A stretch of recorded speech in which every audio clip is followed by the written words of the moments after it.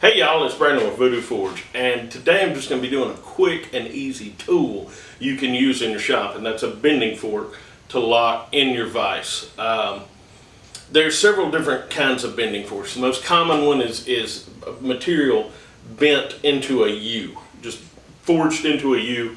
People will lock that in a vise. Sometimes they'll weld them to a hardy that goes in the hardy hole. I like to fabricate them and use them in my vise for a couple of reasons. I like the height of the vise while I'm using them, and second of all, I can make it as wide or as narrow as I want, and there's nothing to these, and then I've got it and I can throw it in a pile and lose it and have to make another one next time. But anyway, let me show you how we make and use this thing. Bending forks, what are they? There's several different kinds of bending forks. This kind is made to fit in the hardy on my anvil. I've made a few of these over the years, and I don't particularly like them because I like my bending fork to be at a higher level than my anvil, but you know, to each his own. A lot of these you'll see made, you make something that'll fit in the hardy hole, and then it'll just have a piece of steel bent like a U welded to the top, and that, you know, that should be fine. That seems to have worked for a lot of guys for a lot of years. It's just not my preference. These I found laying around. That was nasty.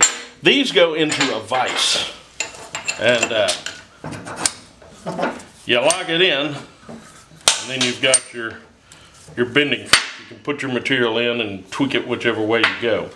There is another style that I have seen a lot of, and that is where someone will take two pieces of angle iron and they will then mount a piece of round stock. They'll weld a piece of round stock on there, and then they can move them away from each other and then lock them down and have an adjustable set of bending forks.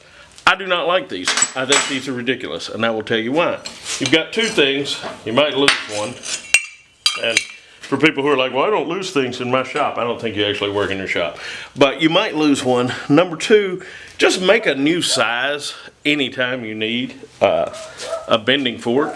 I mean, there are probably half a dozen more forks in here, but if I need one, I just make one. It's a very quick, very simple thing to do, and this is all it takes. We're going to make a 1/2 inch bending fork, and this is all scrap material, so let's get it made. Okay, this is not rocket surgery. We've got about a 4-inch piece, a 1/2 inch square scrap, a couple of 5.5 inches pieces of 1/2 inch rounds, and what the plan is, I think where we've cleaned it, we're going to match them up and weld them. I mean, that is all there is to it. Let's tack it first. Ooh, I get a shielding, guys?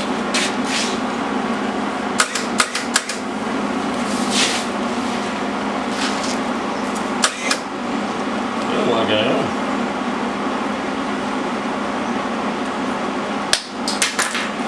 Well, this one does. Yeah, looks good.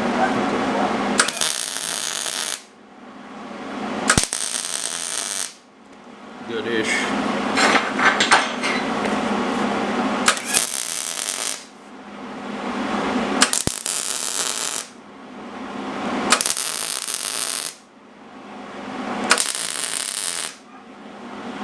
Alright, it's tacked now.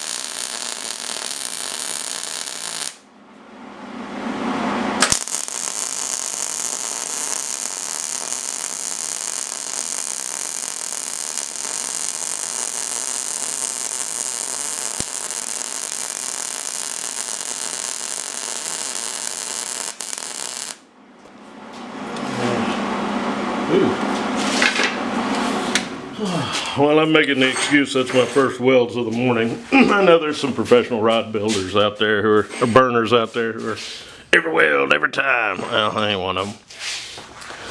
All right, that's it. That's the whole thing. I'm gonna let that cool off for a minute, and then I will show you how we use it. Okay, so we got our bending fork in the vise. We're taking the flat stock. We're gonna bend it that way. We're gonna come back. We're gonna bend it that way. Bend it that way. One this way.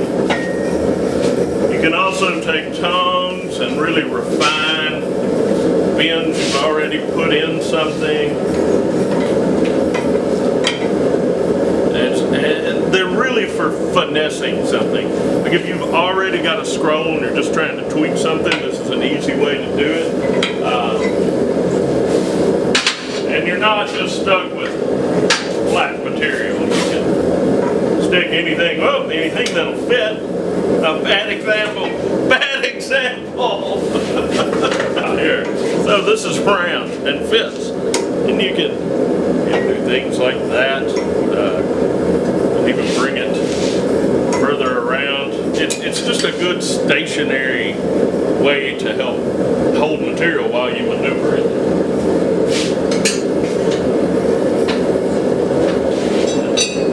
Using a handled bending fork and this, you can really get some leverage on some of these. It gives you the ability to do some interesting things.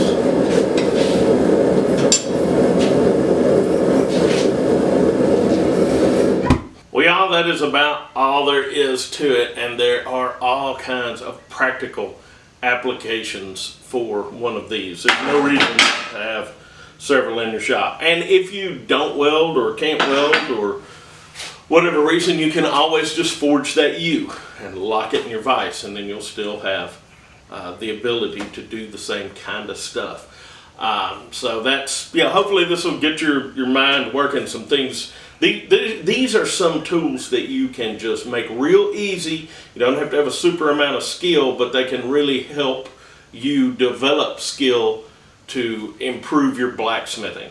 So this is scrap into this. I've seen a ton of these where they take a railroad spike and they cut the head off and they make this out of it. I do really recommend that for your uprights, you use some kind of round stock so there won't be corners to put any kind of indentations on your workpiece. But, depending on what you're making it for, maybe you want to put corners in. Maybe you're making a fork to put in the vise, to put something in to drive it against, and you want to use it to kind of put a shoulder on there. That's one of the biggest benefits of being a blacksmith, is being able to make small tools when you need them. So hopefully this is another one for your arsenal. Do you have any twisting forks? Have you made any? What do you think about them? What do you like to make them out of? Have you ever got the slidey ones and the vice jaws to work? Those might work great for some people. I just think they're silly. But anyway, if you have any questions or comments, leave them below. If you like the video, hit the like button. If you'd like to see more videos like this, please subscribe to the channel. And if you liked our homesteading stuff that we used to have on the channel, we actually have a homesteading channel now. That's Voodoo Homestead. So there'll be one of those things somewhere. Anyway, y'all behave yourselves. Reverencing our homestead channel. We had a little set to a few days of rain, and the wheat is starting to come up. Pretty good.